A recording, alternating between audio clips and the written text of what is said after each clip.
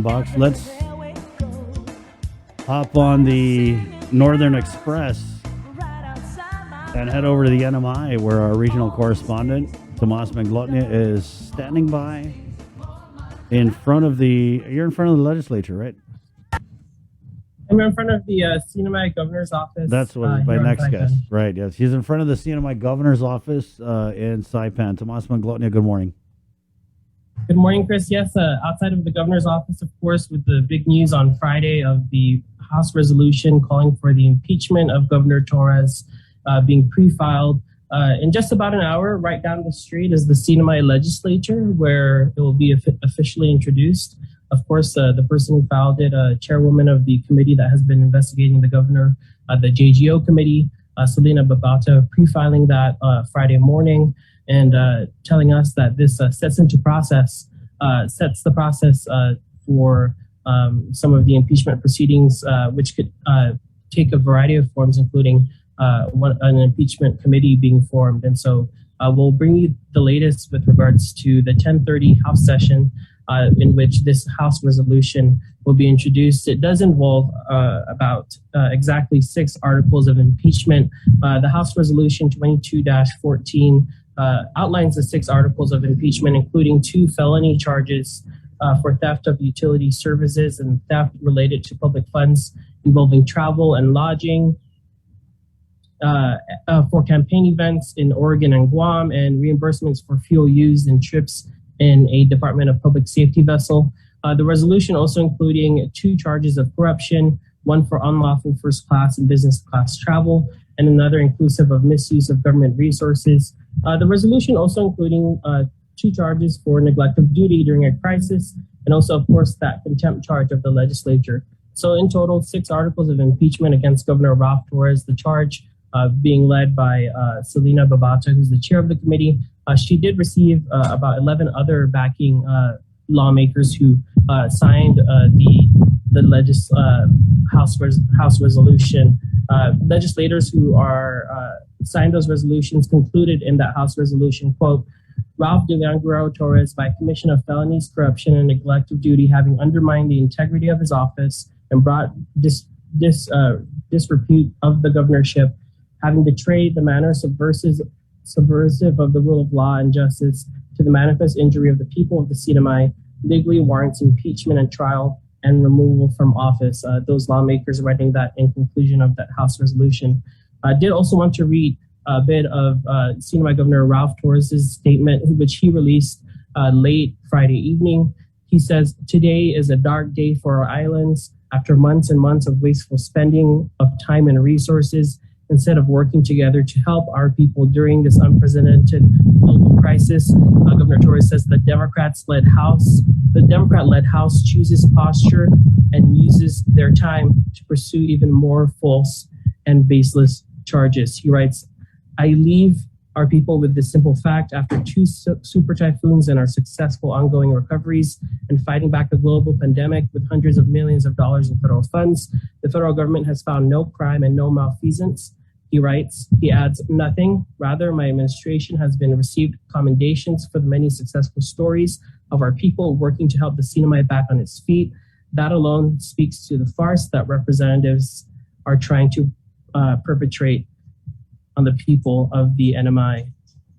And of course, this all coming on the heels of the investigation after really what set this in motion was after CNMI Governor Ralph Torres decided not to show up to one of the hearings which he was subpoenaed to appear for, which led to a contempt charge, which led the governor to file a lawsuit about the subpoena, and then ultimately all of this culminating in a matter of really days, work days, for this House resolution to be introduced. Of course, this will be officially introduced, like I said, in about an hour, the House session or so. And for those who might be wondering, we'll be posting an explainer on our social media pages about the impeachment process in the CNMI. But 2/3 of the House will need an affirmative vote to initiate these impeachment proceedings. There are about 20 members there. That equates to about 14 members of the House. Now, I did say about 11 or 12 House members put their name on this. And so they do ultimately officially pursue this through the legislative processes. they're not too far away from that 2/3 vote that they would need for possible impeachment. And of course, similar to the continental U.S., the Senate is in charge of holding those hearings and would ultimately convict or vote not to convict with 2/3 of its members voting. And Chris, I think one of the interesting things too is that Governor Ralph Torres' running mate, Vinny Sablon, is a senator in the Senate. And so it's unclear what his involvement might look like if the House were to eventually move forward with their affirmative votes, which they seem to appear to have. However, based on talking with sources, I think some people might be expecting all of this to happen in the next week. It doesn't look like that's going to exactly be the case. There's a process to this. And if you watch our interview with Selena Babata on Friday, right after she filed it, there is a bit of a lengthy process. But given that there are these votes that they have, members who have signed on, both members who are also Republicans who also support Lieutenant Governor Arnold Palacios, and so just to put this in context and walk it a little back, with Governor Ralph Torres running for governor, Lieutenant Governor Arnold Palacios, and then ultimately also Tina Sablon running for governor of the Democratic Party, you're seeing a lot of these factions also come out and put their names on that House resolution. And so in the House of Representatives, there are 20 members. 2/3 of those would be needed to initiate those impeachment proceedings and to impeach. Then the Senate, 2/3 of their 9 members would need to vote to convict if it gets there. Of course, that hasn't, this House resolution was just pre-filed, but that is some of the process that we're expected to see pulled out in the next month or so with regards to impeachment. I did want to shift gears a little bit. Of course, the CNMI now is in its 8th week of its COVID-19 surge. Over the weekend, unfortunately, 2 deaths of COVID-19 were reported. On December 18, the CNMI's 7th COVID-19 related death was reported, along with 54 new cases confirmed positive on December 17. And just last night, we received the unfortunate news of the CNMI's 8th COVID-19 related death, along with 47 new cases that were confirmed positive for COVID-19. We're also expected to hear later today from the CEO, Esther Muña. They'll be opening up a new COVID-19 center in one of the villages here in order to provide a more streamlined, holistic process for those who might have questions or concerns about COVID-19 and this surge. And as this happens, the CNMI last night also changing its travel protocols. Starting today, the CNMI will have a new travel protocol that allows fully vaccinated travelers entering Saipan to be tested for COVID-19 upon arrival, and then they'd have to wait for their test results at home or at their hotel or wherever they're staying until the results are available. Of course, this is a major shift now. Those fully vaccinated travelers no longer need to get tested on their 5th day. They get tested on arrival, get the results, and then they're free to go about their business on the island. The protocol for unvaccinated travelers remains the same. They have to quarantine in a government facility for 7 days and will be tested on their 7th day. So that's some of the headlines here in the CNMI with regards to politics and also COVID that continues to surge here in the CNMI.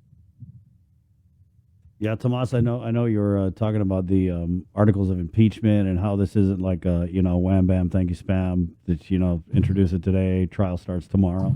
So what exactly is that timeline?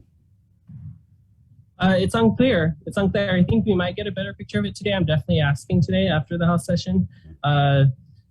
It's not this week, but we're also hearing of a possible rally. It's unclear.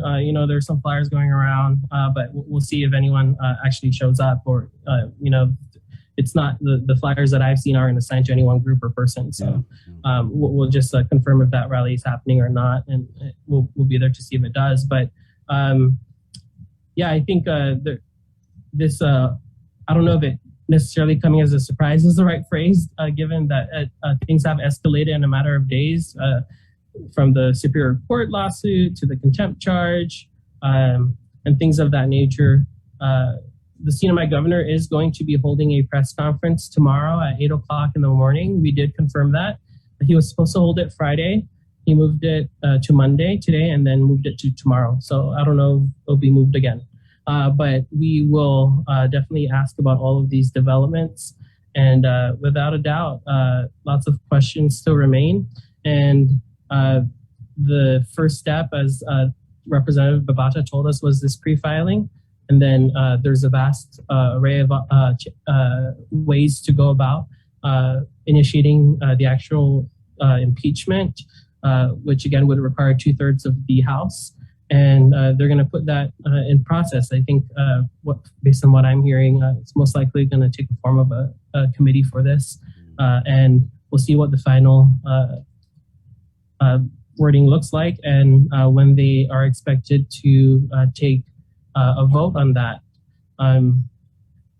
And no secret, it's an election year, and lots of people paying attention to whose signatures are on that document. But we'll continue to wait and see and find out. Yeah, talk about wait and see. I know you're supposed to come back home today. So what has this whole articles of impeachment done to that timeline for you? I mean, you were supposed to come back to Guam today. I don't know where you're calling home, but you're supposed to come back, right? Yeah, we'll wait and see, Chris. Of course, this becoming historic news with the resolution being pre-filed. I did ask, though, what does this mean for the hearings? Does this mean that the JGO committee, the Judiciary and Governmental Operations Committee, is wrapped up? Because I believe they have about at least 2 or 3 more people they want to hear from officially. And they said not necessarily, but of course, they always start the hearings telling the person that is testifying that this is not about them. This is about Governor Torres and his actions that they allege. Of course, Governor Torres has come out. You go online, look at our stories on it, has released at least 3 videos regarding this in his video series. Not sure when the next video will be dropping online, but we'll see. He did just return from Guam for personal and what appears to be also business matters, campaign matters as well. I believe he got back Saturday morning, and so he's coming home to this news, and we'll wait for a live forum with him to ask him some questions. Well, good luck with that, Tomas. Thank you. Thank you, guys. Right on. Tomas Manglona, CNMI correspondent. It is 9:38 on this Monday, December 20th. We're going to take a quick break, and we're coming back with my good friend Eric Borja to debut a new single of his right here on The Link. Good morning. I didn't get screened because I was just afraid of it.